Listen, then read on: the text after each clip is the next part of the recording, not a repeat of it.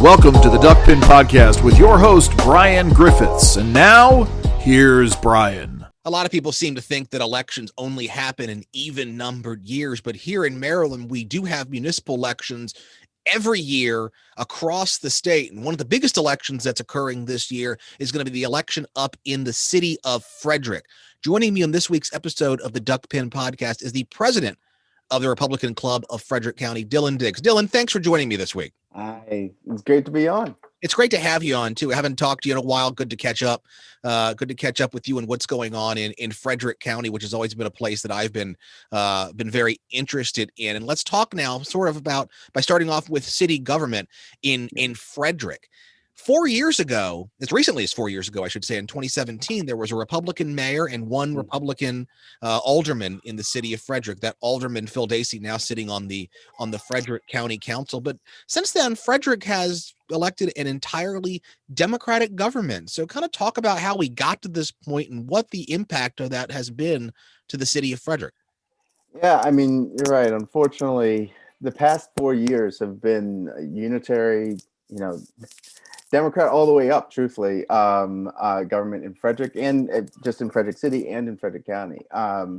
And I think we're seeing the fruits of that with just kind of expanding budgets and more liberal programs. And but there's an opportunity to change it coming up. I think we've seen that experience. We had Phil. He moved over to county council, which is great to have him there, but we're missing any Republican representation in the city at all. And currently we'll have primaries coming up. There's currently one person running for mayor publicly. You never know what's going on behind the scenes.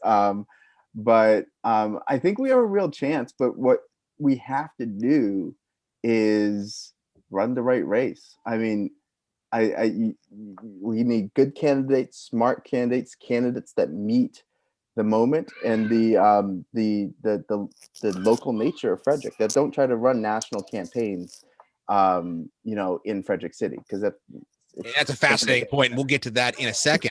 I pulled up the city elections register in Frederick for all the filed candidates. There are no Republicans who have filed to run for alderman, but there are two who have filed to run for mayor, Jeremy Darius Abbott and Steve Garahy.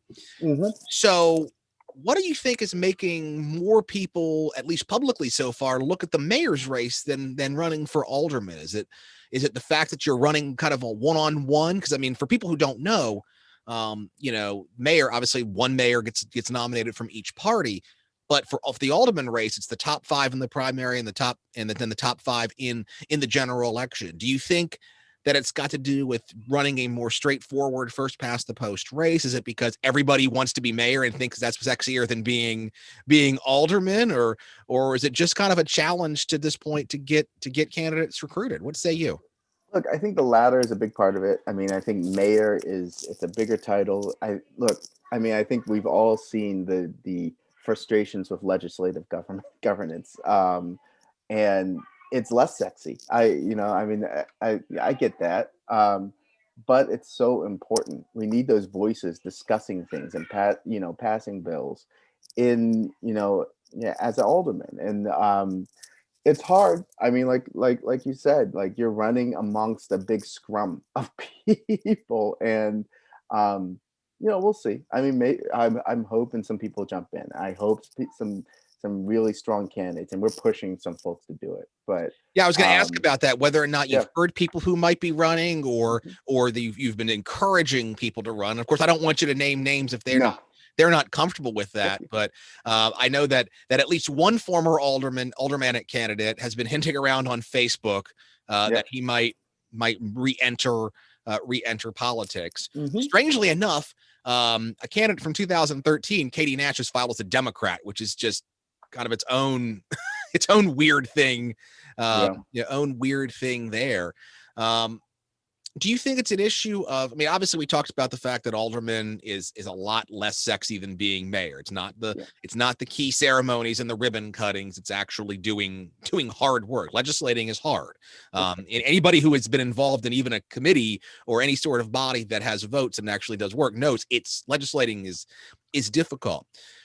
Do you think it's the time commitment, the salary, the fact that you've got to raise money?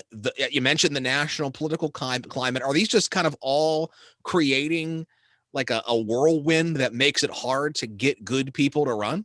Yeah, man. I mean, I think that's a big part of it. And then, I mean, there's the registration deficit as well. Like, if you look at the numbers, Frederick is now a swing county. In fact, it leans.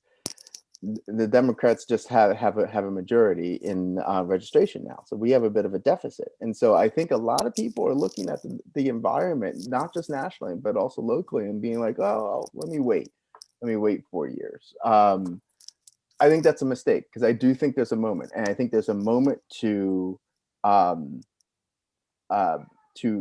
step forward and help define the party and help define Frederick. And I think if people let that moment go, I'm afraid that we're going to see a Frederick that is going to be even more blue, and a Republican Party that isn't putting up the best candidates because we're becoming more and more blue, and so that it has like this vicious cycle of turning away good candidates. Yeah, there's definitely a snowballing effect there, and I remember back to the 2013 election and how much effort was put in by the Central Committee, by the Republican Club, by the candidates, by the state party, by activists from all over the state. And that election in Frederick and the election in Annapolis, which there were Republican successes in, no question, kind of set the stage. It was kind of the precursor to all the successes that the Republican Party had in 2014 with electing Governor Hogan and electing so many legislators around the state. Are people feeling like the opportunity statewide may not be there like it was in 2014? I know that in 2013, a lot of the enthusiasm for electing a Republican was because Martin O'Malley's term was coming to an end. People saw opportunities at the state level, and they knew that there was a frustration with Barack Obama's presidency and his administration and his policies.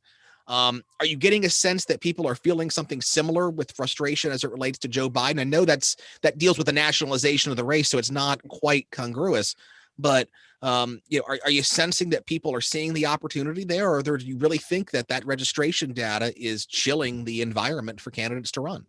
Yeah, I think I think it's a mix, right? Monocausal explanations are usually wrong, but yeah, I mean, look, I think usually there is a natural process within a party when a big general election happens and you lose it, you kind of like reconcile with that, and then you like plan for the future. That's been kind of delayed in the Republican Party, and unfortunately, it's been delayed when we have an election coming up this year. And so I think that kind of like that assessment period is now, and we're starting to try to realize, okay, how can we get the right who's going to run, who sees an opportunity? Because look, I mean, we've all seen the numbers about midterm elections. Typically, I don't want to overnationalize, but typically the party in power that has the White House, the House, the Senate, typically they do poorly in the midterm election. So there is a chance. Now, I get it. We've had 2 years of a Republican in Maryland. The calculus suggests that, I mean, just given how Maryland runs, if we don't put up a good candidate, if we don't put up a really competitive candidate, we might not win the Annapolis again. But you never know. I mean, again, these things snowball, and having good Republican candidates run starts to move the center of a state, and doing the opposite starts to move the center another way. Yeah, and definitely people underestimate how much their impact has on particularly a municipal race like that when it comes to door knocking and phone calls and every dollar they contribute. Everybody wants to give all the money to the national organizations who are just paying consultants instead of giving it to local candidates who can actually make real use of the real money. one of the things, obviously, that's going to be important with the election is that there are issues that are going to come up, regardless of who runs as a Republican or as a Democrat, for that matter. There are issues facing the city of Frederick right now. Obviously, some of that's going to be related to the pandemic. Some of that's going to be related to budget cuts. What are some of the big issues that Frederick voters are going to be thinking about going into the election this year? Look, I mean, I think spending is a big part of it. Spending in the city has been a major issue. I think just kind of, I mean, it's brass tacks issues. It's not super partisan issues. It's just kind of fiscal management of making sure that people, frankly, are getting their vaccines. I mean, Frederick is lagging on a lot of those metrics, and I think there's a lot of unrest. Businesses and getting the small business community back up and running. I often talk about how, like in Frederick, and I know this is the case in other parts of the state as well, but in Frederick, our small business community is such like an identity factor, right? You come to downtown and you come to downtown for those small businesses. But man, they got hit hard over this past year. And there's a lot of frustration and there's a lot of concerns.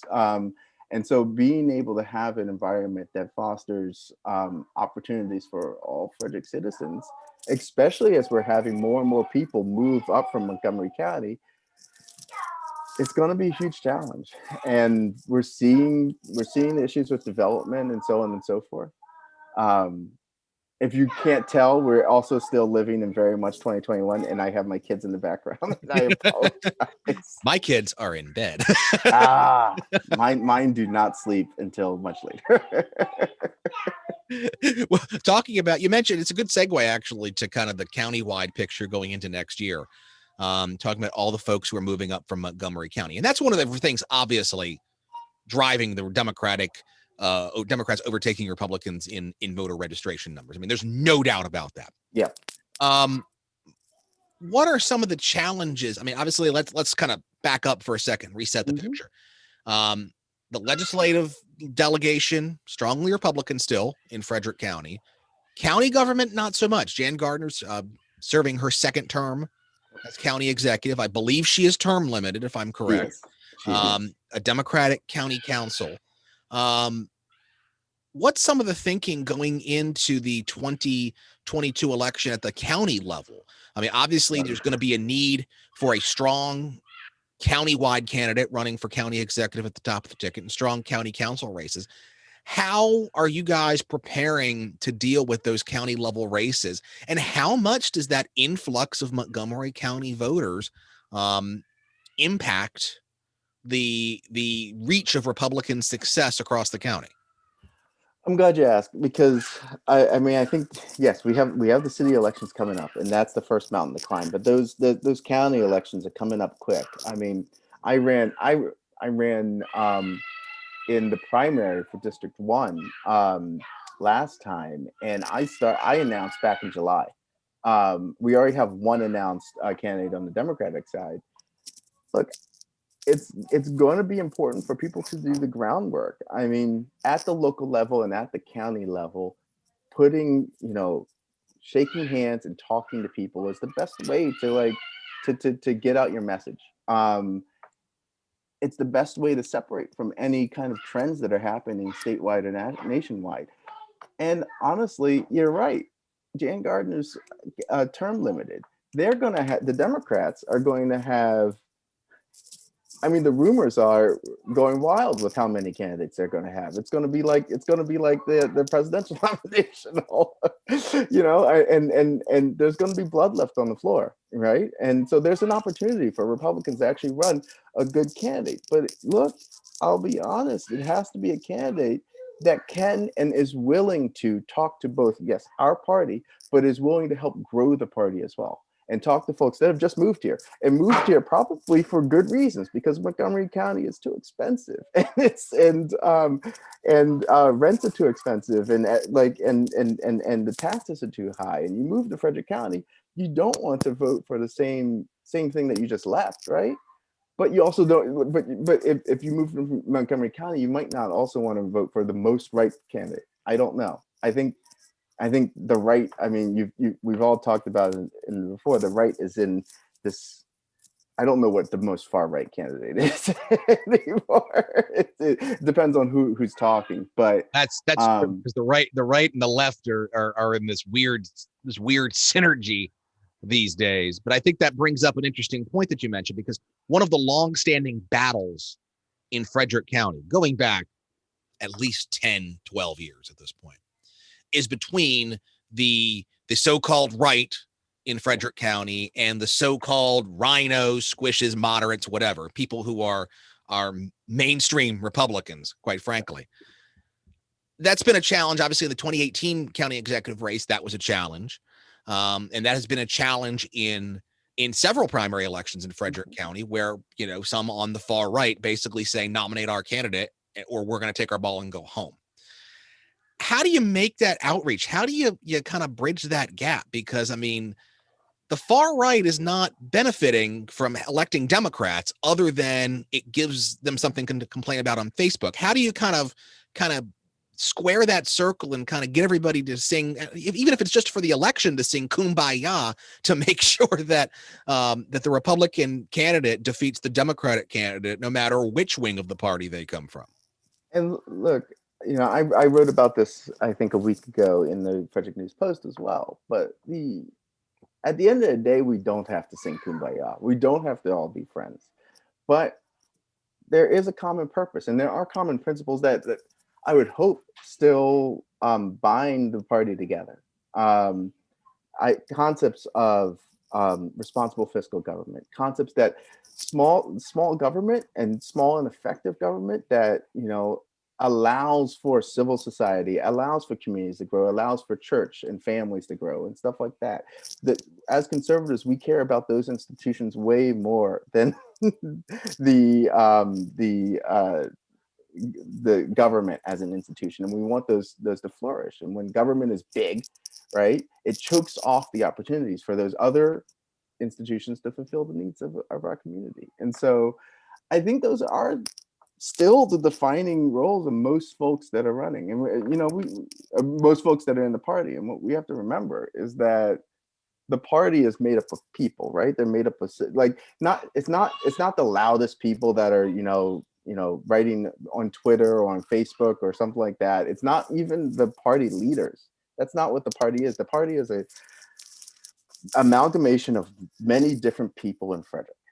And we need to talk to those people and find out what they care about, and voice that. And people need to have conversations. And this far right, center right, name calling and all that stuff, it needs to stop, because what we need to do is come together and win darn elections, and talk to more people, and talk to people coming up from Montgomery County, and say, like, hey, you bring something new, and we want to listen to you, and we have something to say, we have something to sell, we're a party that we think you would belong into. Come on along. The last question, really kind of the only gotcha question I'm going to ask. Yeah. I think you know what it's going to be already. I can see it in your face. Will we see your name on the ballot in 2022? I'm not sure. I'm considering all options, of course. Yeah, I ran last election. I do have a growing family. My wife is due in June. And so it's going to take some prayer and some soul searching for sure. But right now, my main focus is, as president, is making sure that we're preparing for a competitive election in 2021 and 2022, and that we can turn Frederick County in the right direction as far as good governance, as far as governance that helps communities grow. So we'll see on that front. If people want to run, they want to reach out, they want to get in contact with you about what the Republican Club of Frederick County is doing, how can they do that? Yeah, so they can find us. They can Google Republican Club Frederick GOP. We have the website www.frederickgop.com. They can email us at info@frederickgop.com, and they can find us on Twitter Amazon, all that, not Amazon, Twitter, Instagram, all that kind of stuff. Dylan Diggs is the president of the Republican Club of Frederick County. Dylan, best of luck this year. We hope to hear more, some successful news coming out of Frederick this November. Yes, hopefully. We're going to fight to make it happen. All right, take care. I'll see you later. Thank you. This has been the Duckpin Podcast. Don't forget to subscribe and download